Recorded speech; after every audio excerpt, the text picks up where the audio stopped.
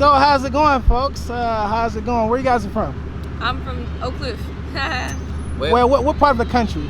Oh, Dallas, Texas. Where are you from, brother? Man, I'm originally from Bermuda, yes, the Bermuda Triangle, but then I moved to Dallas when I was 4. Ooh. So at what point, when did you guys meet? We met, was it sophomore year in high school? Sophomore year of high school. How old are you guys right now?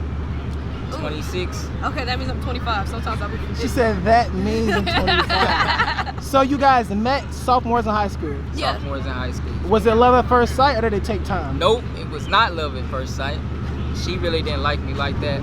I pursued her, and you know, with my charming wit, I kind of got her to give me a chance, and then I ruined it because I tried to give her a kiss at the locker room, or not in the locker room, excuse me, by the lockers. And when I gave her a kiss, I was like, "Is that what you wanted?" And that wasn't the best question to ask. So then, Dang, is what that did you true? do after that? That's not really true. What's your rendition of how y'all met? So, I did like him, but my issue was his group that he was around didn't really reflect who he was as a person, because you know they were I don't even want to. We loved them though. I'm sorry, I can't say that. All right, if that's the way he remembers it, I'm not going to say anything about his memory. So it was not love at first sight. You did not like this brother. I actually really did like him, and that's what kind of hurt me, was because I was like, I really like this dude, but he doesn't seem like he's in my genre right now. So isn't that ironic? You felt as though she did not like you. Yeah. In other words, she really did like you, but you screwed it up. I did. And it kind of messed it up. At what point did it take a change? Me? Okay, I was filming in Austin, Texas, and I was going back and forth between Dallas and Austin, and he reached out to me on Twitter because I had posted a video while I was in Austin. He told me I looked like a glazed donut, Said so I she guess looked like a glazed donut. A glazed donut. Yes, Was sir. that the compliment or just... That what was the compliment, yes, sir. because my makeup was beat. It was on point. It looked nice. Oh, wait a minute. So the glazed donut is what won you over? No. What really won me over was because we kind of like unintentionally just became friends after a while, because he, full disclosure, has the same name as my brother, so that was also a thing that I was like, that's a little weird. Oh yeah, that's different. Yeah, but whenever we rekindled, my brother was in college, so whenever I was talking to him, I wasn't really even thinking about my brother. So we rekindled, we started hanging out, we hung out. He took me to a picnic on, I think, Memorial Day, and like he didn't make any moves or anything, like he just wanted to get to know me, and I was like, this is different. So then we hung out again and again and again, and after a while I was like, he probably just trying to be cool with me until yeah, one day he kissed me, and I was like, okay, I'm picking up on these vibes. So you wanted him to kiss you? Absolutely. There we go. For a very long time. You didn't know she wanted you to kiss her? Well, I kind of did. Okay. I kind of did. But, you know, I was thinking about that time in high school where I messed it up. So I was like, I'm not going to make the first move this time. I'm going to let her do it. And she applied a lot of pressure. And I could tell this time that, you know, if we kiss, it ain't going to be the same as high school. And so I went ahead and did what I had to do. And this is about almost a decade ago, something like Yeah. that. Damn, it is. From sophomore year shoot. of high school? Old alert. Yeah. No. No. Yeah, we kind of old. We getting there. You speak for yourself. So when you guys finally decided to seal the deal to be a couple, how did that come about? Was it after the kiss or before the kiss or months after, weeks after? Was you still a little unsure, or you were very sure, hey, this is the one I'm about to be with? Man, I'll say this. I was sure it was after the kiss, but I was pretty sure it was 2 occasions that made me confident that I knew that I wanted to spend the rest of my life with her. First occasion was she took care of me when I was in the hospital, and this was like a few months of getting, kind of getting back talking with each other. I was dealing with Crohn's disease real bad, and I had a couple major surgeries, and she helped clean my wounds and all that stuff like that. So that was like number 1, right? You're talking about the wifey material without the ring. Number 2 was, every man wants a woman who actually listens to him and takes that advice and applies it in life, especially when the advice is helpful. And she took a lot of my advice that I was giving her, she applied it to her life, and she gave me good feedback on how it really positively affected her. And because of that, I was like, okay, I know that this is the type of woman that I can spend the rest of my life with. You see her actually smiling at listen this to story? me. You know what I'm saying? It was just like, it was amazing. So that's just how I knew, man. How does this, hearing that, makes you feel? It Did makes- you know this, or? Yes, because I'm an Aries, so for every other day I ask him why he likes me and if he still likes me. Okay. But yeah, because we talked about this, and we also talked about like what our standards were prior to actually getting into a relationship. So he knew what my standards were, and I knew what his standards were. So At what point did you feel as though, yeah, I think he's the one? whenever he was in the hospital, he used to write me love letters. And he was actually doing it prior to being in the hospital.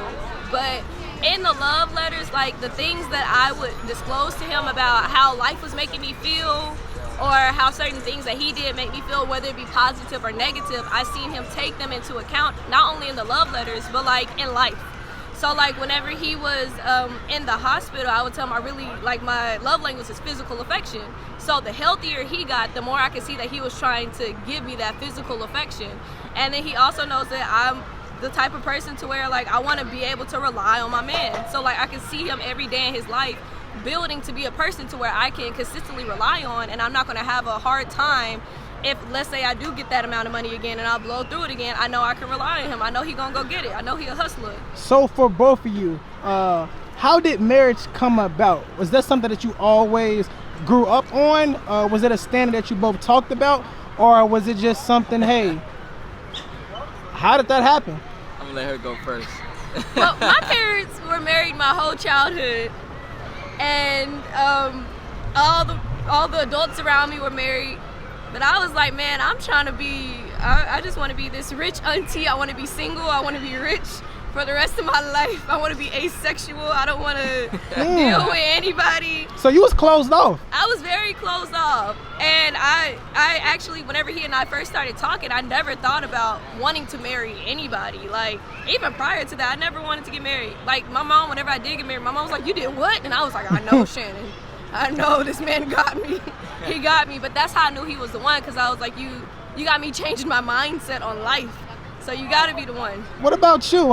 Is that how that really went down? You were the one initiating? You wanted to be Yes. married, and she was the one that was closed off? Absolutely. But it was understandable. You know, I could understand with her situation, that why she would want to be a little closed off, and her situation, meaning like even her career path, right? You know, she's an actress. And so I could completely understand that. But I always knew I wanted a family. I always knew that I wanted to have a unification in the thing called marriage. And so, you know, I really just kept proving myself as a man. And I knew that she would come around eventually and know that she would want to spend the rest of her life with me as much as I wanted to spend the rest of my life with her, just by the works that I was putting out there. Do you guys have kids? Nope. Do you guys want kids? Yes. We need about 11 of them. 11? Are you going to have 11 kids? 3 is the max. I'm maxing out at 3. All right, so I appreciate you guys giving me your time today. If you could give any advice to anyone out there who is looking to join union with someone, what would you say?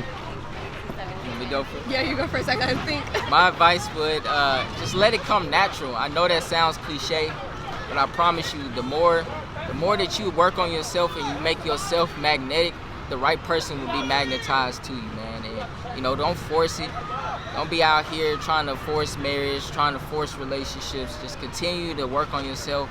You know, we have a study group in the Nation of Islam called the Self-Improvement is the Basis of Community Development. So the more that you self-improve on yourself, your community will come. And now for you, madam, what advice would you give someone who is looking to join union with someone but is closed off? A woman. Ooh, I didn't know that's how my question was about to go. I was preparing for the other Good question. one. She's looking for, I think, stay true to your path, really, because I just started getting closer to God, and then he just came along with me on that path. And he literally just showed up in the midst of me trying to get closer to God. And in the ways that I was trying to get closer, he was okay with. So that's what I would say to someone who's closed off. And for the other half, I would say, make a list of 10 things that you want in a man, and expect for him to make that list too. 10 things that he wants in you.